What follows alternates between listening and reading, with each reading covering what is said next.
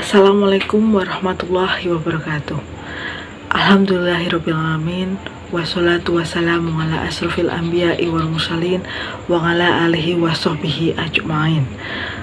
Rabbi shrahli sodri wa yassirli amri wahlul 'uqdatam min lisani yafqahu qawli. Amma ba'du. Pertama-tama, marilah kita panjatkan puja dan puji syukur kita kehadirat Allah Subhanahu wa Ta'ala yang telah melimpahkan rahmat dan taufiknya kepada kita semua, sehingga kita dapat berkumpul di tempat ini dalam keadaan sehat walafiat, tak kurang satu apapun. Sholawat serta salam semoga tetap tercurah kepada junjungan kita Nabi Agung Muhammad Sallallahu Alaihi Wasallam yang telah menunjukkan kita dari jalan kegelapan menuju jalan yang terang benderang, yaitu iman dan Islam. Kawan-kawan yang saya cintai dan saya banggakan, di kesempatan kali ini saya akan menyampaikan sebuah materi tentang hal-hal apa saja yang dapat menghancurkan amalan seorang muslim. Jadi, apakah teman-teman ada yang tahu hal-hal apa sajakah itu? Oke, kalau ada yang mau menambahkan, nanti silahkan tulis di kolom komentar. Oke? Nah, di sini ada sebuah perkataan dari Imam Ibnu Qayyim yang menarik untuk kita perhatikan, yaitu soal amal. Beliau pernah berkata, beramal bukan hal yang terpenting, akan tetapi yang lebih penting daripada beramal yaitu bagaimana cara kita menjaga agar amal tersebut tidak dibatalkan oleh Allah Subhanahu wa Ta'ala. Kita sudah beramal tapi dibatalkan oleh Allah, tentu hal tersebut tidak kita inginkan, bukan? Nah, kita sudah sholat, kita sudah puasa, sudah zakat, sudah berhaji, tapi akibat keteledoran kita gitu, pahala kita itu dibatalkan oleh Allah Subhanahu wa Ta'ala. Na'udzubillahi min dzalik ya. Maka dari itu penting dan sangat perlu bagi kita untuk mengetahui hal-hal apa saja toh yang dapat membatalkan amal. Oke, kita langsung saja masuk ke poin-poinnya. Poin yang pertama yaitu syirik yang besar maupun syirik yang kecil. Jadi syirik yang besar itu bisa membatalkan seluruh amalan kita. Jadi kita sudah tidak dapat apa-apa gitu loh. Nah, Allah Ta'ala pernah berfirman dalam Quran surah Az-Zumar ayat 65 yang artinya, jika kamu berbuat syirik, Allah akan batalkan amalanmu. Nah, maka dari itu saudara-saudaraku, orang yang berbuat syirik besar seperti orang yang menyembah patung gitu, terus orang yang bertawakal kepada jimat, lalu orang yang membuat persembahan atau kalau di Jawa itu namanya sajen gitu kepada laut, lalu memberikannya kepada jin juga. Nah, semua itu adalah syirik besar dan itu bakalan bisa menghabiskan amalan kita seperti itu. Terus kalau kalau syirik kecil itu contohnya apa aja gitu. Nah, kalau syirik kecil itu contohnya yang pertama yaitu riya. Nah, misalnya kalau kita sholat tapi kita ingin dipuji orang lain gitu loh, sebagaimana yang disebutkan dalam hadis Nabi Muhammad SAW yang diriwayatkan oleh Ahmad, yang artinya, sesungguhnya yang paling aku takuti menimpa kamu adalah syirik kecil. Para sahabat bertanya, wahai Rasulullah, apa syirik kecil itu? Rasulullah menjawab, riya. Dan ada lagi dalam riwayat Ibnu Majah dan Baihaqi, Nabi Muhammad menjelaskan syirik kecil lainnya yang berbunyi, ada orang yang berdiri sholat tapi ia perbagus sholatnya. Ternyata ada seseorang yang memperhatikan dirinya. Oke, teman-teman, ini tuh sangat berbahaya gitu loh. Karena riya itu dapat membatalkan amalan yang telah kita kerjakan gitu. Nah, Rasulullah SAW mengatakan bahwa ada 3 golongan yang dilempar ke dalam api neraka oleh Allah. Nah, yang pertama yaitu orang alim dan qori. Yang kedua, orang yang berjihad dan mati syahid. Nah, yang ketiga yaitu orang yang dermawan atau berinfak.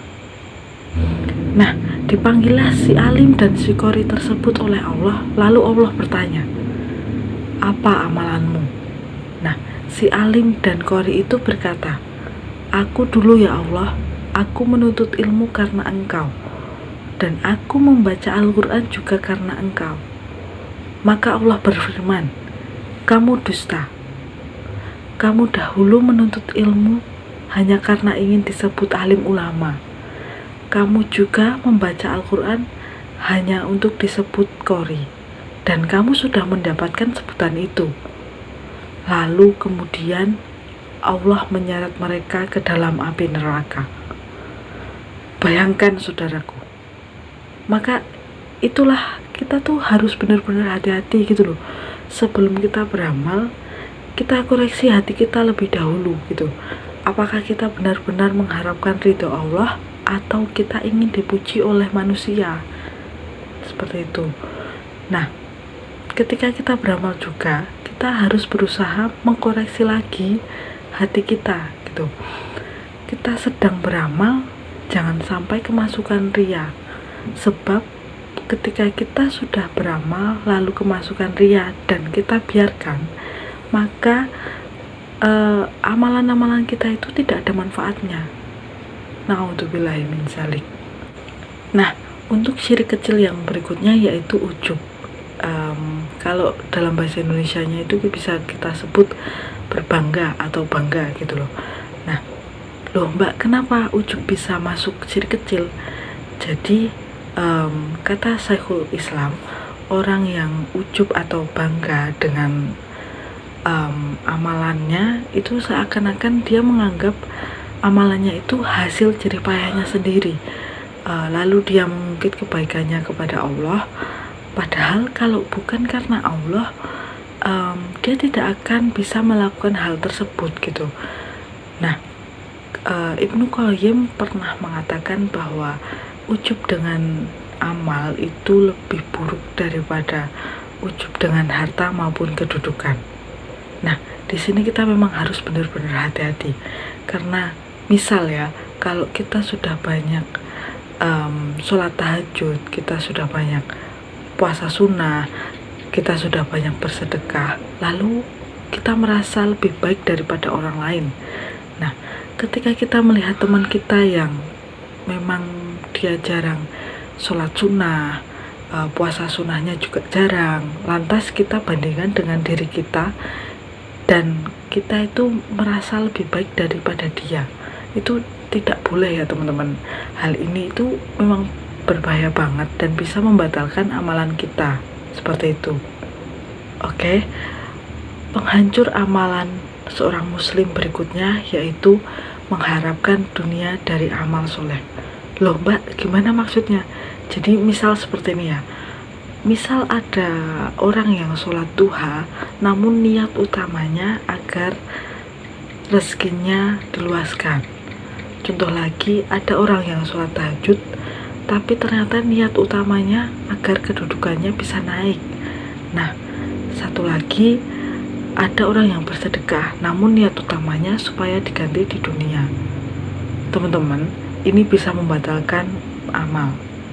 Allah Ta'ala berfirman dalam surat Hud ayat 15-16 yang artinya, barang siapa yang menginginkan kehidupan dunia dan perhiasannya, niscaya kami akan berikan kepada mereka balasan amal mereka di dunia dengan sempurna, dan mereka hidup di dunia itu tidak akan dirugikan.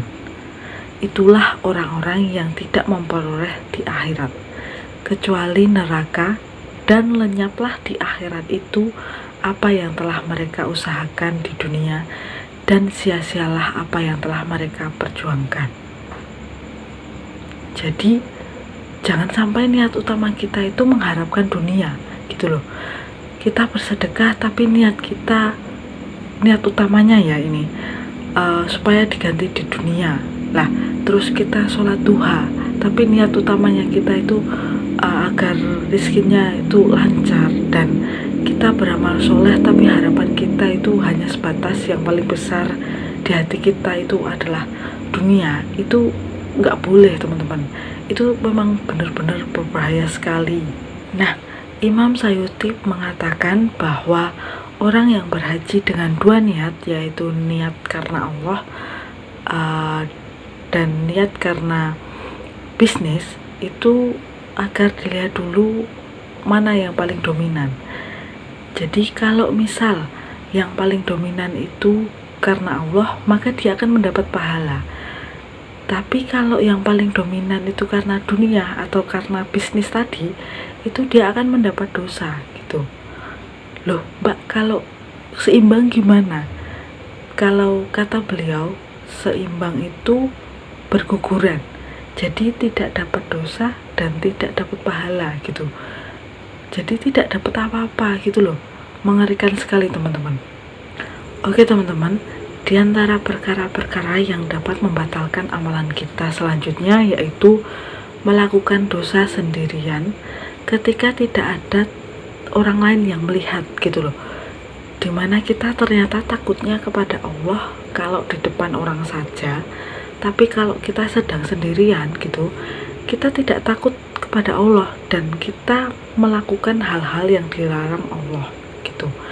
Nah, Imam Abu Dawud meriwayatkan dalam sunannya, kata Rasulullah SAW bahwa nanti pada hari kiamat akan ada orang yang membawa pahala sebesar-besar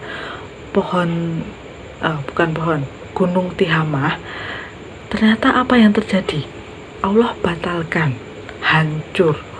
Maka para sahabat bertanya, wahai Rasulullah, siapa mereka? Rasulullah menjawab, sesungguhnya mereka adalah saudara kalian dan dari golongan kalian juga. Mereka sholat malam sebagaimana kalian, tetapi mereka jika bersendirian berani melanggar apa yang telah diharamkan oleh Allah Subhanahu wa taala. Nah, bisa kita lihat teman-teman, rupanya gara-gara takutnya kepada Allah hanya ketika di depan orang saja, dan ketika dia sendirian dia tidak takut kepada Allah, ternyata pada hari kiamat dan dia membawa pahala-pahala besar, namun Allah batalkan amalan tersebut sehingga tidak ada manfaatnya sama sekali. Sangat mengerikan teman-teman. Oke, hal yang terakhir yaitu tidak beriman kepada takdir. Nah, Abdullah bin Umar pernah bersumpah yang artinya, demi zat yang diri Umar ada di tangannya, Allah tidak akan menerima amalan mereka sampai mereka beriman kepada takdir. Ini beliau ucapkan ketika dilaporkan kepada beliau tentang suatu kaum yang mengingkari takdir Allah Subhanahu wa taala. Ini tuh sangat berbahaya, saudaraku. Ini bisa membatalkan amal seperti itu. Oke teman-teman, maka dari itu kita harus memelihara amal kita. Jadi jangan sampai kita sudah beramal tapi malah dibatalkan oleh Allah Subhanahu wa taala. Kan jadi tidak ada manfaatnya seperti itu. Benar kata Ibnu Qayyim yang di awal tadi, beramal itu bukan hal yang terpenting, tapi ada yang lebih penting daripada beramal, yaitu menjaga agar amalan-amalan kita itu tidak dibatalkan oleh Allah Subhanahu wa taala. Seperti itu. Dan semoga kita termasuk orang-orang yang bisa menjaga amal kita. Semoga Allah memelihara amalan kita, amalan soleh kita gitu loh. Dan kita berusaha tetap bersungguh-sungguh untuk mempelajari segala macam hal yang bisa membatalkan amalan kita dan merusak amalan kita. Seperti itu. Baik teman-temanku yang berbahagia, kita sudah sampai di penghujung materi. Mungkin itu saja yang dapat saya sampaikan, dan mohon maaf jika banyak kesalahan yang saya perbuat dalam menyampaikan materi kali ini, dan atas perhatiannya saya ucapkan terima kasih. Sekian dari saya. Wabillahi taufiq wal hidayah, waridho wal inayah. Wassalamualaikum warahmatullahi wabarakatuh.